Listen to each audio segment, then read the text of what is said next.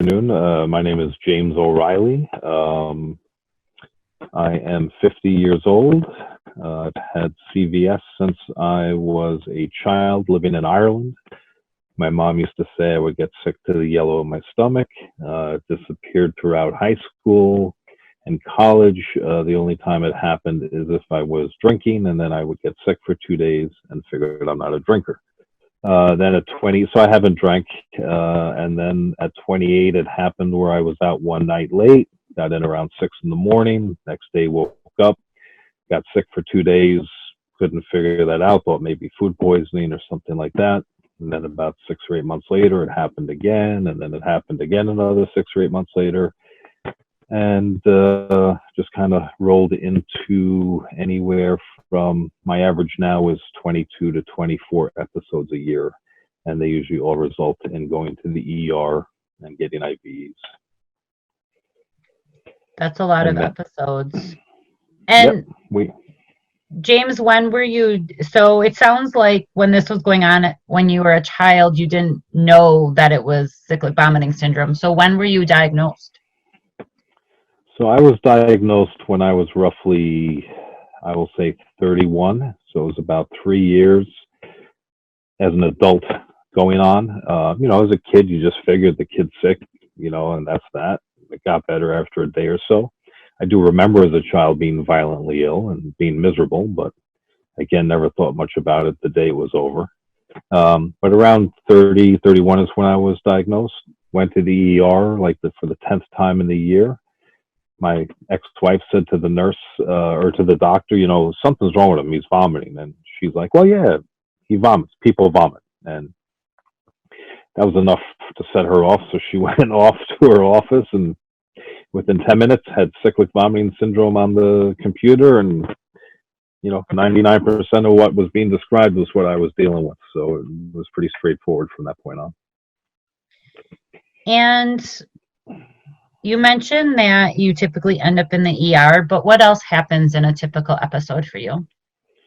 So I will wake up typically and I will have a distended stomach and a runny nose, and I might start to perspire a little bit. Not a temperature, but just perspire. And then within an hour, I'll try and drink something, and within an hour, usually that'll come up. And then I will, hopefully it's in the morning, and I'm on my way out to work, and then I'll just go straight to the hospital. And, then it's James, come on in, room number 11. We've already called the IB team. The doctor's already ordered the meds. The pharmacy's getting the O'Reilly cocktail together. And, they basically know what to do. I was there 2 nights ago, and I was unconscious within a half an hour, which was great with the Ativan. Just knocked me out, and still a miserable episode all the same. But, I guess that's the only blessing about the hospitals dealing with what they're dealing with. They're empty because nobody's going there. Very true. And so it sounds like the ER has you pretty well set up when you need to come in. Yeah. I walk in there and everybody knows me by name. I haven't shown an ID or signed a paper in years. Which is great. I mean, that's really great that you have that relationship, because many people don't, as I'm sure you know. Yeah. Oh, no, I'm tremendously lucky. And, but the good part about me going in so often is that they've actually helped diagnose 3 or 4 other people that have come in that haven't known what's going on. Oh, wait a minute. I know a guy who goes exactly through a lot of this and got diagnosed. And I've actually spoken to 1 or 2 of their parents, and, they've now found an avenue in which they never knew existed, which is nice. Mm-hmm. It's definitely a way for you to be able to give back and help others that are struggling in the same way you are, for sure. Yeah. If there was one CVS symptom you could get rid of, what would it be? Oh, easily and clearly the burning acid in my stomach. Just the pain of it is just miserable. And the actual vomiting of it up through your esophagus and out your mouth is just disgusting. And although as great as it is to see it right in front of you in the bucket, it's still the most painful, most miserable part of this all. Without it, hands down for me anyway. And even as a kid, that had to come out of my stomach before I started feeling good. So, I mean, this past episode 2 days ago, same thing. Until that was out, I don't feel good. So it's just the acid. If there was some way of stopping that, this would just be so much easier to deal with.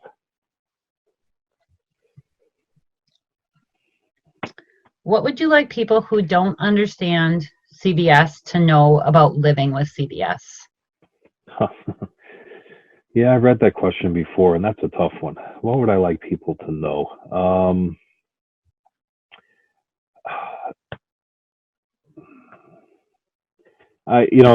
That's a puzzling one to me. It's not what they, in my head, it's what I know and what I think and how I project myself to people.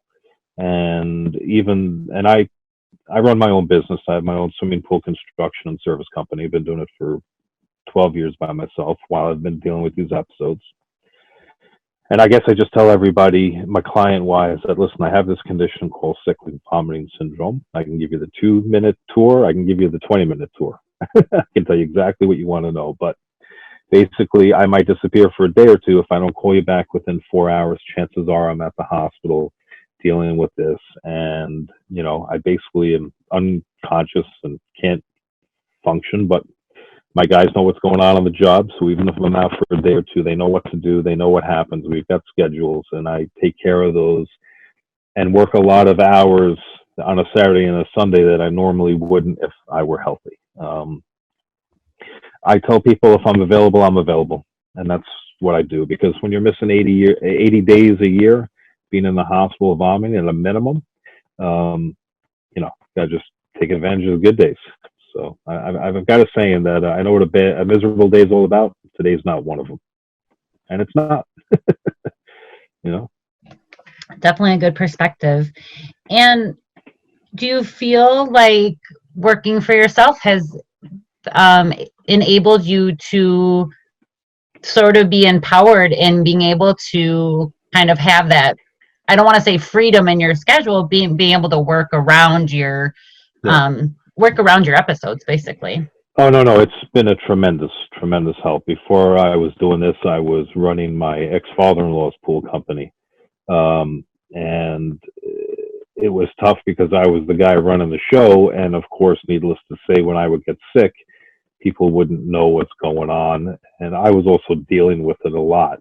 My worst years were 32 episodes, 38 episodes, and 40 episodes. So those 3 years together were obviously the worst years of my life. And I'm on the other end of that. And, life is better. But owning my own business and being able to manage my own business, as difficult as it is, it still gives me that freedom to just text my guys and say, listen, I'm gone for the day. I'm going to the hospital. And again, just letting everybody know just makes it that much easier as well. So that's great. Excuse me. What would you tell someone who's new to the diagnosis, or maybe thinks they have CVS but aren't diagnosed yet? Do you have any piece of advice for them?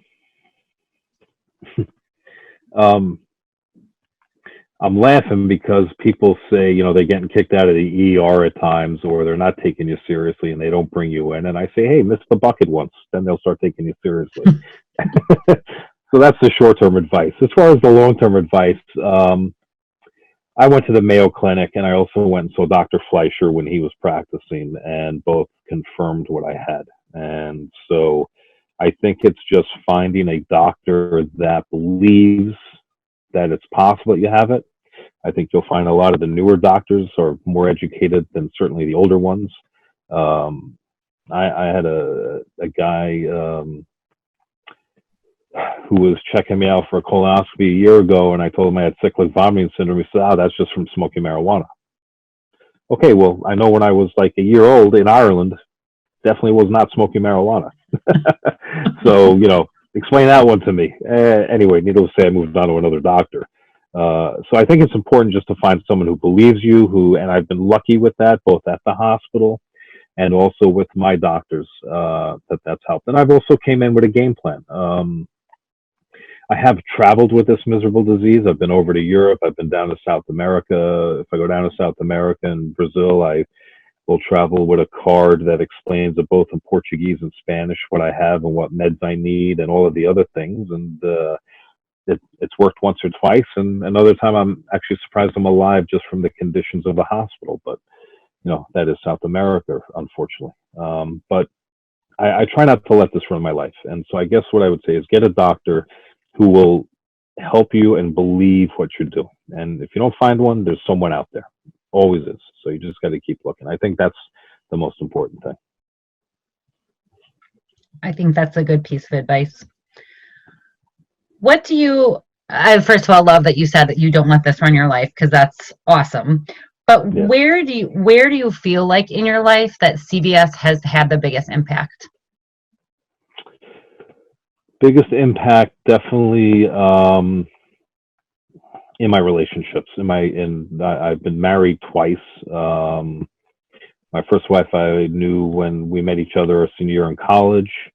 And then when it started happening a lot, meaning 30, 40 episodes a year, amongst other reasons, the marriage didn't work out. And I mean, I get it. This is not an easy thing. And then when I get out of the hospital, I'm irritable and upset. And, I've got all of this pressure on me to supposedly perform at work and, all of that stuff. At least now owning my own business, the pressure's off. So I don't have that to deal with because I make sure when I am healthy, I'm organized. And then with my second wife, same thing, both great women, love them both. Just, it's tough with this illness to do that, to have, romantic or, relationships like that, because you're just constantly miserable, feeling horrible. The great news is I have a 10-year-old son, Brendan, and he means the world to me. And, right there, that's worth living. That's what made this whole journey as wonderful as it is that I got a beautiful 10-year-old son. So That's awesome.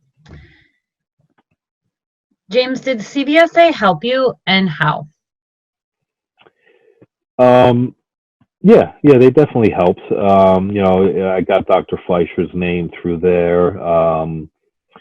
There used to be a great walk in Connecticut every year for many years, and met a lot of people there, which was good.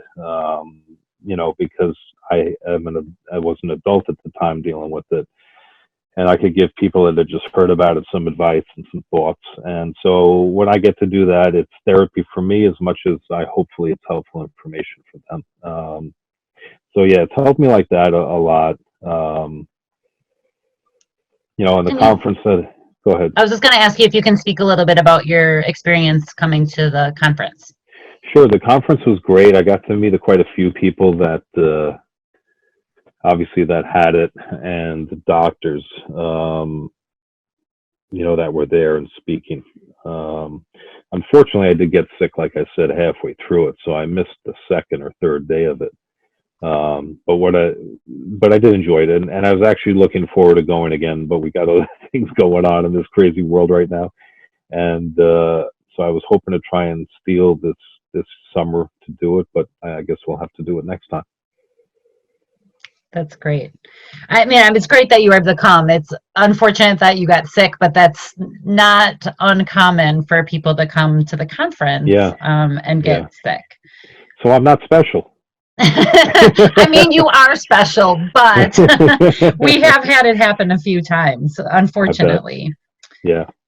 If you could describe CVS with only one word, what would it be? Miserable. Yeah, definitely. Because like I said, I know what a miserable day is all about, and today's not one of them. And James, is there anything else that you want to share with people about CVS or your story? Yeah, there is. I am a glass half full kind of guy. And as miserable and as debilitating as this is, and it is, I mean, like I said, on an average, I'm in 80 days a year in the hospital, feeling miserable, vomiting. I'll have a Mallory Weiss stare, I'll vomit blood. It's just a mess, complete mess. But there's always a better day. Tomorrow's going to be a better day. You're going to get out of this episode. That's what I was saying to myself yesterday. you'll be out of this episode tomorrow, and tomorrow's another day. And tomorrow you can go back to the rigors of work, and you'll actually enjoy it because you won't be going through what you just went through. And so it can always be worse. There's no doubt about it. I have a 10-year-old son. That's what keeps me going. I can understand why people, uh, and I feel lucky as far as people in the realm of CVS. I don't feel nauseous for 5, 6, 10, 12 days in a row. I do it. I get it over with in 2 days. If it's a bad one and I try to write it out at home, it'll last 5 days. And so that's not good. So just, I get to the hospital, I get my meds in me, but I always look at the best thing, which is tomorrow I won't be feeling this bad. And I think that's really it. It's just tough, but you got to do it. And I'm so lucky. I have great family. I've got a great mom who's always there for me. I've got brothers that are always there for me. I've got 3 or 4 friends from junior high school and elementary school that we still hang out with all the time. And so I've just got a great support group. And I'm also a good advocate for myself. I get to the hospital. I tell them what's going on. I show people I have a port in my chest. And, so again, it's always just advocating for yourself. And tomorrow's a better day. Tomorrow's going to be a better day. No doubt about it. And I keep playing the lottery. So we'll see what happens. Thank you, James.